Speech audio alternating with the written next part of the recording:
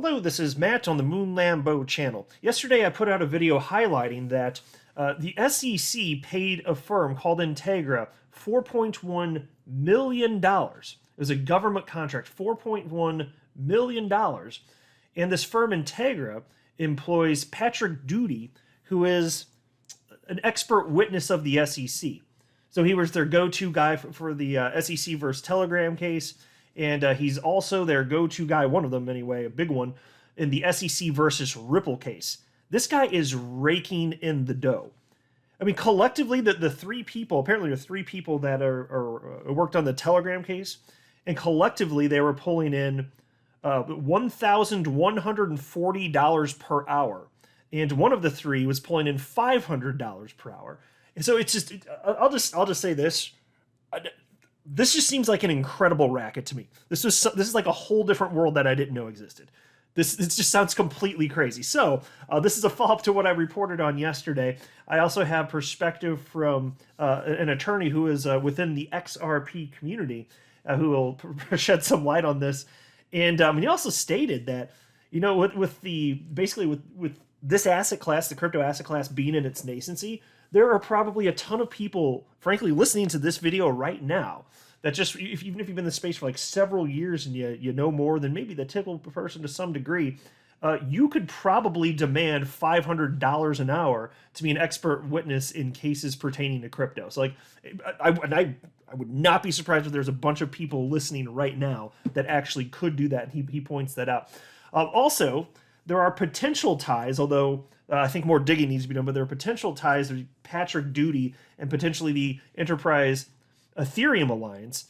And also on top of that, have you ever wondered how much money has been burnt in the SEC versus Ripple case?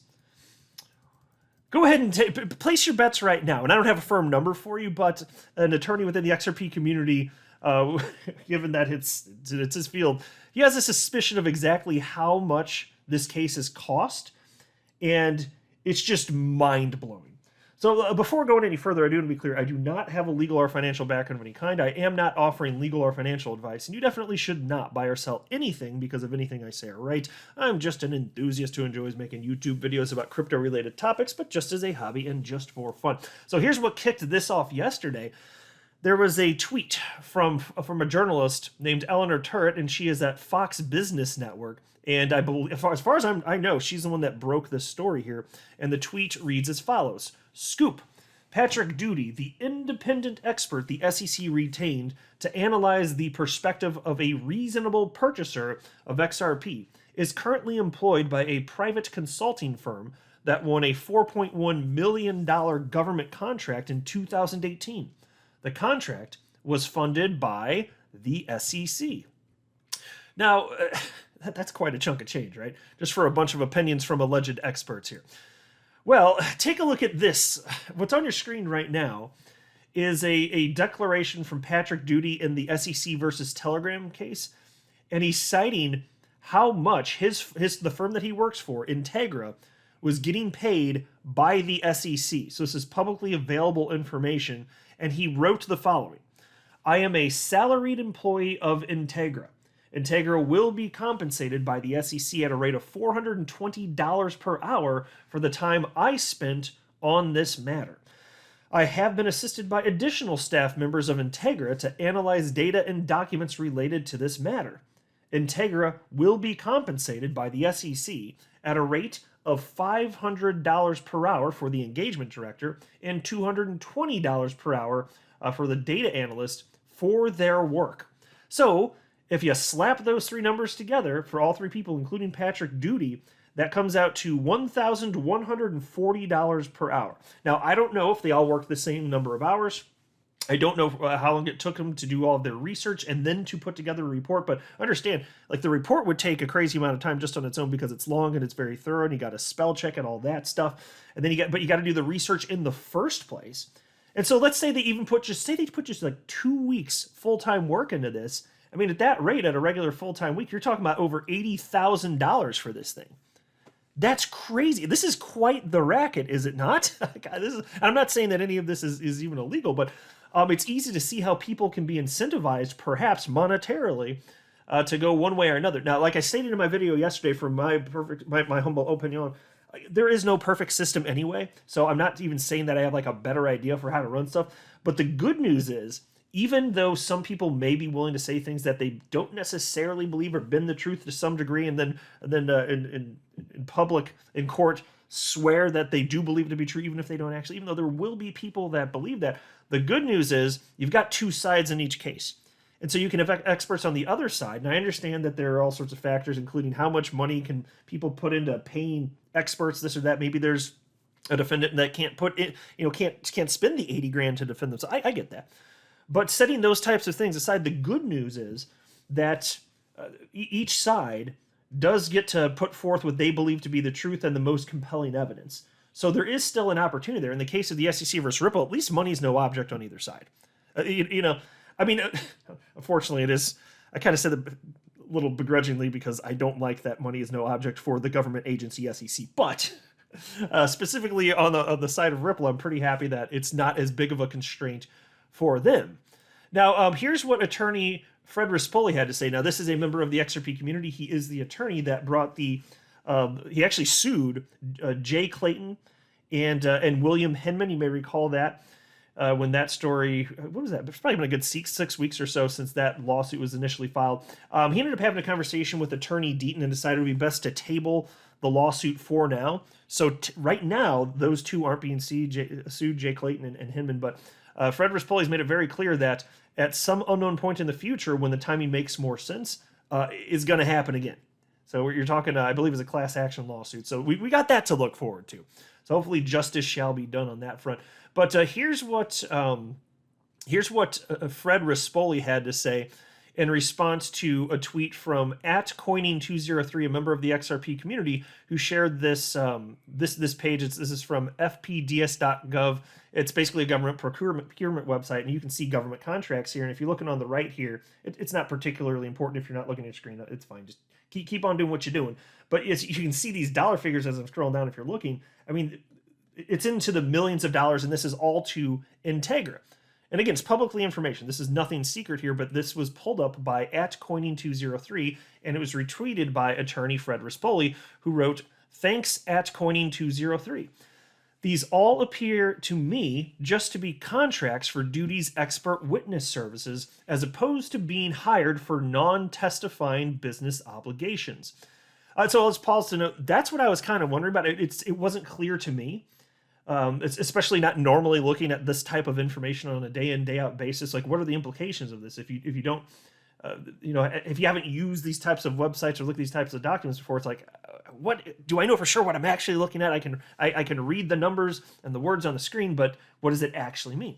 And so part of what I was wondering the other day, I was like, okay, $4.1 million. Now, if that were straight up going to Patrick Doody for like, one or two instances, I'm like, that's freaking crazy. Now, since it's going to Integra, it could be relating to a number of different SEC cases, a number of different fields, but isn't it really something that this Integra firm, they just happen to have all of the right advisors that will just always perfectly suit the SEC's needs? Isn't that kind of a coincidence how it works out like that? And they just happen to be paying millions of dollars. Isn't that really something? Very curious, right? So anyway, Fred continues here referencing Patrick Doody here, and he wrote, "He has made a lot of money testifying, though, which led me to make this public services announcement.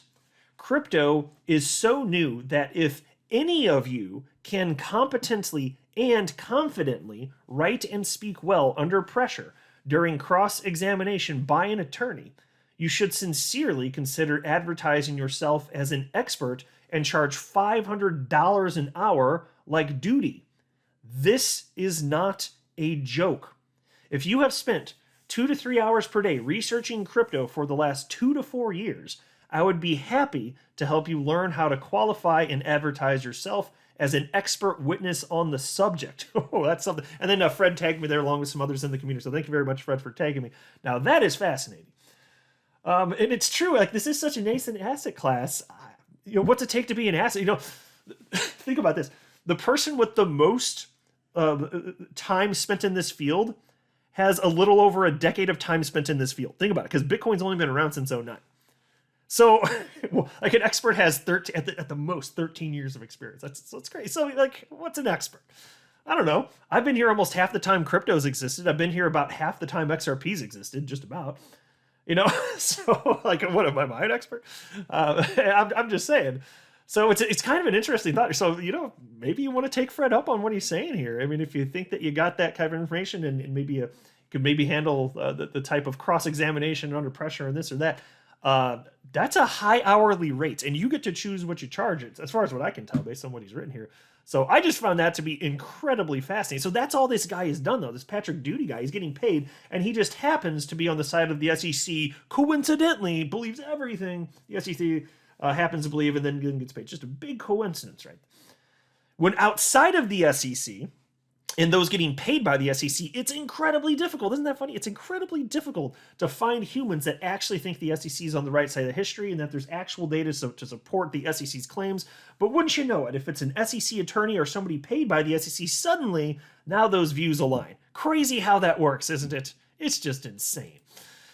And then there was this, Attorney Fred Rispoli had a little bit more to say. He tweeted to Eleanor Terrett. Again, that was it was the tweet that was the initial scoop, as I read at the beginning of this video from yesterday. This is what initially broke this story.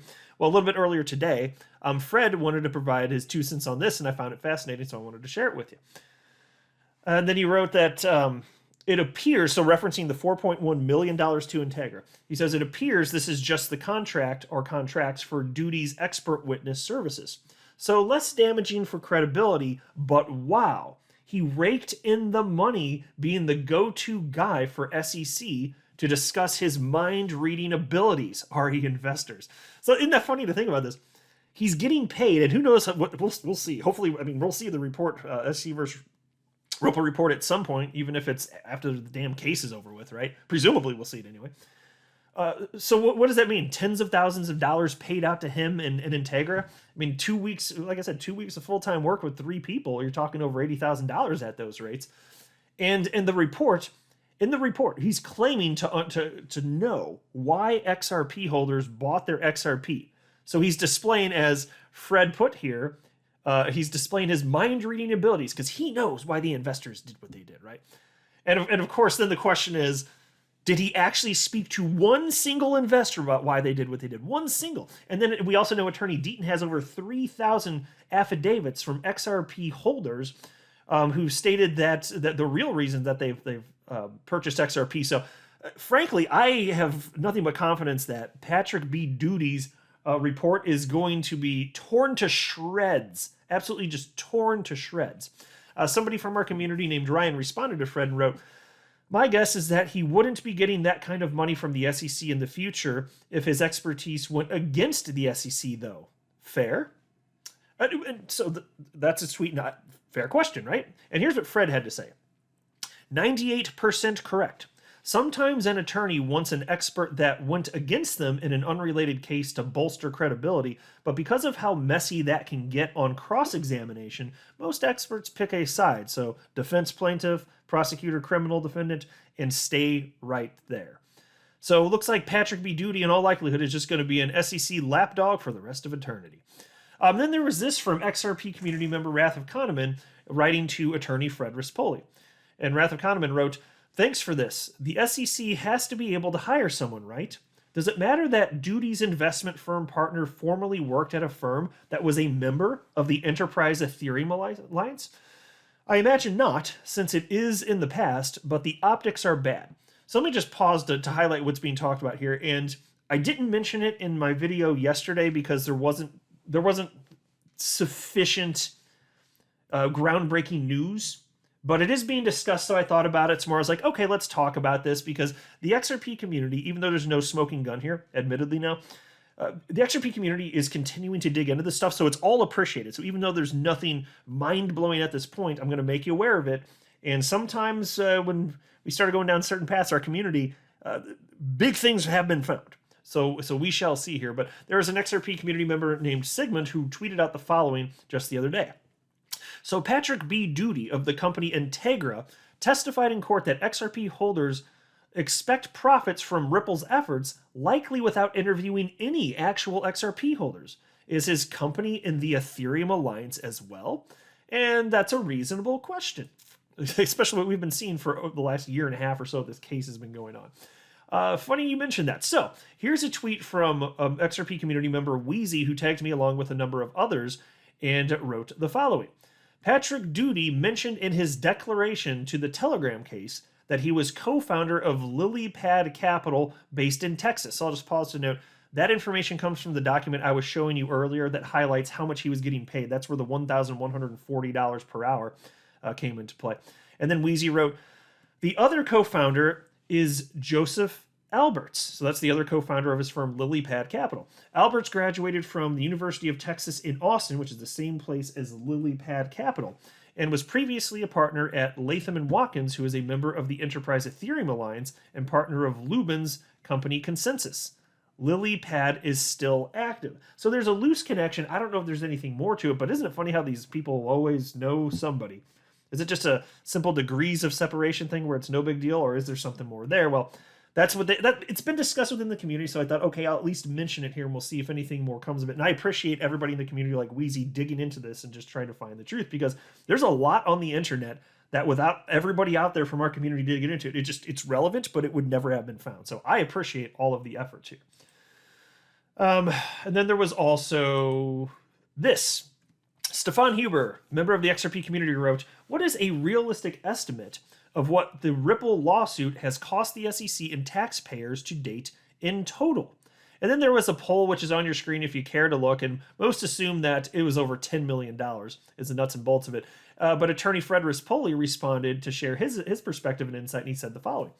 SEC attorneys and staff are salaried employees of the federal government, but if you calculate SEC costs compared to how Ripple pays its defense, SEC has easily burned through $50 million. But think of fraud, the fraud SEC would have uncovered elsewhere if not wasting time here. Probably hundreds of millions of dollars. Exactly. It's crazy. It's just, think about it. Tens of millions of dollars just wasted on this damn case, and it's going to end up being for nothing in the end. Well, I say nothing. The only reason I word it like that, and I can word it more accurately, to be honest with you, it's just because this is all stupid, and the SEC is arguing something that they have to know isn't actually true. But of course, there will be clarity, so in that sense, it's not actually for nothing. But it's just stupid. It's really dumb.